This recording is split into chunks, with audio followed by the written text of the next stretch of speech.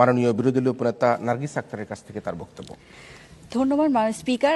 বঙ্গবন্ধু শেখ মুজিবুর রহমানের দর্শন স্বনির্ভর জ্বালানি খাত। মাননীয় স্পিকার, তিনি তখন বলেছিলেন এই দেশ যদি কৃষি নির্ভর থেকে শিল্প নির্ভর হতে চায় তাহলে সর্বপ্রথম যেই ক্ষেত্রে আমাকে উন্নয়ন করতে হবে সেটি হচ্ছে স্বনির্ভর জ্বালানি খাত। মাননীয় স্পিকার, আজকে স্বাধীনতার 50 বছর পরে এসে আমি যখন আমদানি নির্ভর জ্বালানি খাত এবং দিনে দিনে এর মূল্যবৃদ্ধির যৌক্তিকতা নিয়ে বিতর্ক করছি, সেটা আমার এবং আমার জাতির জন্য লজ্জাজনক। মাননীয় স্পিকার, গত 2 বছর যখন করোনাকালীন সময়ে মানুষের দুর্ভোগের সীমা ছিল না, ঠিক সেখান থেকে কাটিয়ে উঠতে না উঠতেই আমার দেশের জ্বালানি তেলের মূল্য বৃদ্ধি। বিষয়টা কেমন যেন মাননীয় স্পিকার মরার উপর খরার ঘায়ের মতো পড়ে গেল।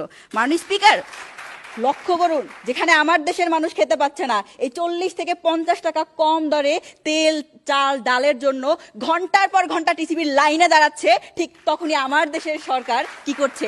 আমার দেশের সরকার জ্বালানি তেলের দাম বাড়াচ্ছে। মাননীয় স্পিকার, লক্ষ্য করুন, যখন জ্বালানি তেলের দাম বৃদ্ধি পাবে তখন ওই দেশের গুনতে হবে অতিরিক্ত বাস ভাড়া, বেড়েছে নিত্য প্রয়োজনীয় পণ্যের দাম। মাননীয় স্পিকার, আমরা যদি একটু বিশ্ববাজারের দিকে তাকাই, যেই প্রতি ব্যারেল তেলের দাম ছিল $88, তা গিয়ে দাঁড়িয়েছিল $139। তখন আমার দেশের সরকার কি করলো? দেশের তেলের দাম বাড়িয়ে দিল। কিন্তু মাননীয় স্পিকার, বর্তমান বিশ্ববাজারে সেই তেলের দাম এসে দাঁড়িয়েছে $110। কিন্তু তখন আমার দেশের সরকারের কোনো মাথা ব্যথা নেই তেলের দাম কমানোর, এই বিশ্ববাজারের সাথে সামঞ্জস্যতা নিয়ে আসার জন্য।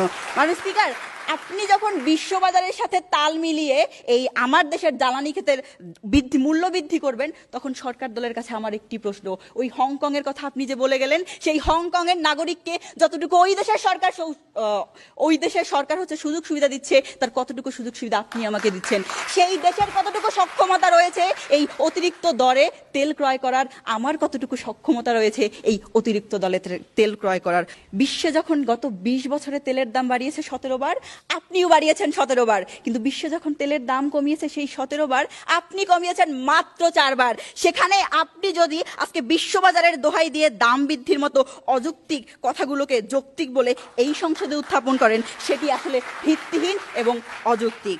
মাননীয় স্পিকার, আমরা মেনে নিলাম বাপেক্সের হচ্ছে গ্যাসের খনি অর্থাৎ অফশোরের উপর দিয়ে বহির্বিশ্বে দিয়ে জ্বালানি তেল আমদানি করার সক্ষমতা রাখে, কিন্তু অফশোরে সামান্য সার্ভে করার মতো তাদের সক্ষমতা নেই। মাননীয় স্পিকার, ঠিক আছে, আমি এটিও যখন মেনে নিলাম, তখন বাপেক্সের যথেষ্ট সক্ষমতা রয়েছে আমার দেশের অনশরে হচ্ছে গ্যাস এক্সপ্লোর করার এবং সেখান থেকে গ্যাস উত্তোলন করার। মাননীয় স্পিকার, আমরা যদি তাকাই, আমার দেশের পশ্চিম অঞ্চলের সীতাকুণ্ডু গ্যাসের সন্ধান পাওয়া যায়, যেখানে পটিয়া জলদি সীতা পাহাড়, সেখান থেকে প্রায় 5 বছরে 2 থেকে 5 মিলিয়ন গ্যাসের সন্ধান পাওয়া যায় এবং গ্যাসের উত্তোলন করা সম্ভব। মাননীয় স্পিকার, এখানে কারণটি খুবই স্পষ্ট, কারণ যখন আপনি আমদানি নির্ভর দেশ হবে, সেখানে থাকবে না কোনো স্বচ্ছতার জবাবদিহিতা, থাকবে না কোনো বিশেষজ্ঞ বা পেশাদারদের হচ্ছে সুযোগ।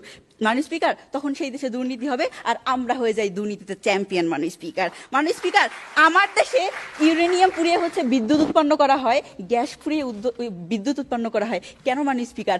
আমার দেশে কি টারবাইন ঘুরে না? আর সেই টারবাইন যদি না ঘুরে, সেটা আপনার ব্যর্থতা। এই ব্যর্থতার জন্য আপনি দেশের জ্বালানি তেলের দাম বৃদ্ধি করতে পারেন না। মাননীয় স্পিকার, দেখুন, আমরা বিদ্যুৎ চালিত গাড়িগুলোকে বন্ধ করে সিএনজি চালিত গাড়িগুলো চালিয়ে দিলাম রাস্তায়, আবার সেই গ্যাসেরই আবার মূল্য বৃদ্ধি করতেছি।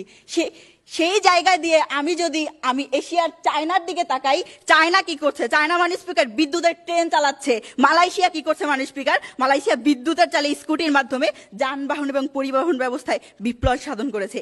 এখানে তাদের গ্যাস বা ডিজেলের মতো বেশি দামি জ্বালানি ব্যবহার করতে হচ্ছে না, এর পরিবর্তে টারবাইন ব্যবহার করছে, সোলার প্যানেলের মাধ্যমে উৎপাদিত করছে।